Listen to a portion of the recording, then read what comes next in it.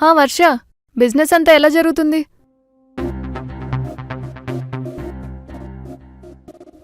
Restaurant close అయినట్టు నీకు తెలీదా వదినా? అయ్యో అవునా, నాకు తెలీదే.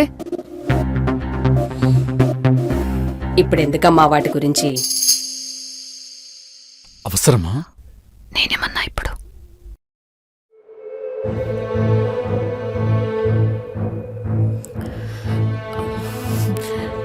కన్స్ట్రక్షన్ ఎక్కడి దాకా వచ్చిందన్నయ్య?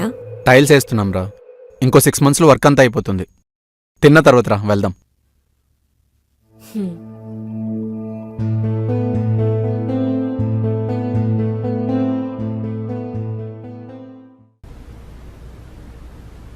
నేను అలా అంత అడగద్దని చెప్పా కదా.